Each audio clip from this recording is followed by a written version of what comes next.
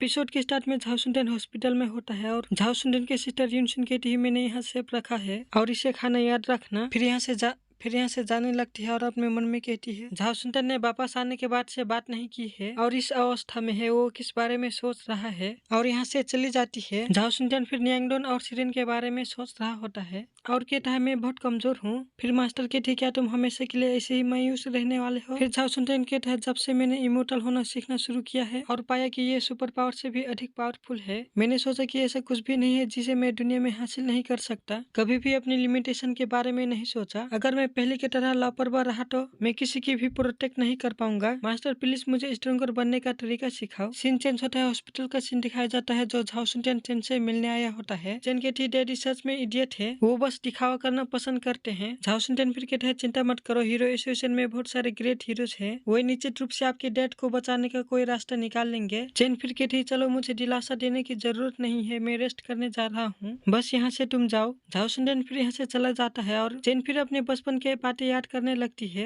न्यांगडोंग के थे मेरी छोटी बच्ची सॉरी डैडी फिर से लेट हो गए, 1 दर्जन बच्चे आग में फंस गए थे, ये बहुत खतरनाक है, उन्हें बचाना डैडी का ड्यूटी है। अगले साल मैं निश्चित रूप से यहाँ रहूंगा और तुम्हारे बर्थडे सेलिब्रेट करूंगा। चेन फिर के थे लेकिन आप हर साल एक ही बात कहते रहते हैं, क्या इस क्लास के हीरो का ड्यूटी यही है? आप बस हर दिन चोट खा रहे हैं। न्यांगडोंग फिर कहता है मेरा ड्यूटी सभी का प्रोटेक्ट करना है, डैडी के मानना है कि आप एक दिन समझेंगे क्योंकि इस तरह की ड्यूटी को निभाना एक हीरो की महिमा है। चेन फिर सब बातें याद करके रो रही होती है। झाओ सुनटेन फिर बाहर खड़ा होता है और ये सब सुन रहा होता है और यहाँ से जाने लगता है और मास्टर कहते हैं चलो चलते हैं, ये प्रैक्टिस करने का समय है। मास्टर फिर कहते हैं आपसे मैं तुम्हारे साथ बहुत कठोर होऊंगा, उस समय ये मत कहना कि तुम बहुत थके हुए हो और इसे नहीं कर सकते। झाओ सुनटेन फिर कहते हैं नो प्रॉब्लम और इनिमी पर बहुत ज्यादा गुस्सा होता है और कहता है मैं तुम सभी लोग को हरा दूंगा। अगले सीन में झाओ सुनटेन प्रैक्टिस कर रहा होता है और झाओ सुनटेन पर बहुत ज्यादा प्रेशर पड़ रहा होता है और इसके ऊपर मास्टर बैठी होती है और झाओ सुनटेन कहता है मास्टर तुम बहुत ज्यादा भारी हो। मास्टर कहते तुम बहुत धीमी हो गए हो, इसे मत रोकना, मैं इतना भारी नहीं हूँ, इसके अलावा मैं केवल स्पिरिचुअल स्टेट में हूँ और मैंने कोई प्रेशर नहीं डाला है। झाओ सुनटेन फिर बहुत ज्यादा प्रैक्टिस करता है और मास्टर फिर अपने मन में कहते इस बच्चे को अल्ट्रा हाई प्रेशर के साथ ट्रेन करने के लिए मजबूर किया है और कहती उठो मैं अब तुम्हें कुछ सिखाने जा रहा हूँ, मैं तुम्हें एक यूनिक सीक्रेट मेथड सिखाऊंगा और ये इमोर्टल टेक्निक है। और झाओ सुनटेन को अलग ही स्पेस पर ले आती है और कहती ये टेक्निक आपके करंट रिलीम से बियॉन्ड है, लेकिन तुमने गलती से फॉरेस्ट किंग की पावर को ऑब्जर्व कर लिया है और तुम आसपास के ऑरा को ऑब्जर्व और रिफाइन कर सकते हो। ये प्रैक्टिस करने के लिए बेस्ट टाइम है। इस मेथड के 2 यूज है,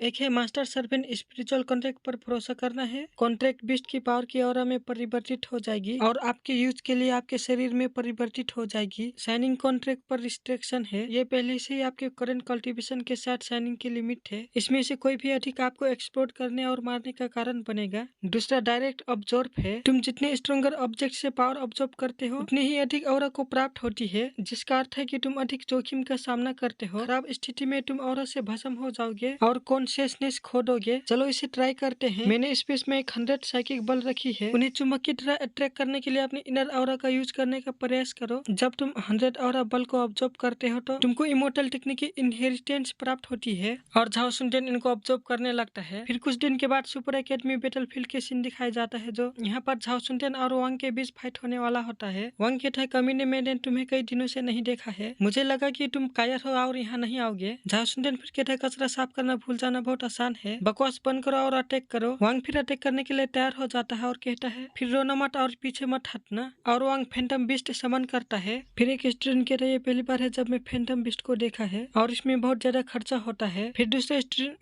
स्टूडेंट कहता है ये बीस्ट फिजिकल हमले के प्रति इम्यून है, इसमें एक क्लास मॉन्स्टर की ताकत होती है। फिर ये फैंटम बीस्ट झाओ सुनटेन पर अटैक कर देता है, लेकिन झाओ सुनटेन इस अटैक से बच जाता है। फिर से फैंटम बीस्ट अटैक कर देता है, लेकिन झाओ सुनटेन इस बार भी इस अटैक से बच जाता है और अपने मन में कहता है ये बीस्ट बहुत बड़ा है, इस मामले में मैं इसे इमोर्टल टेक्निक से सीधे ऑब्जर्व नहीं कर सकता तो मैं इसे पहले काटूंगा और बीस्ट के अटैक से बचते हुए बहुत तेजी से अटैक करने जाने लगता है।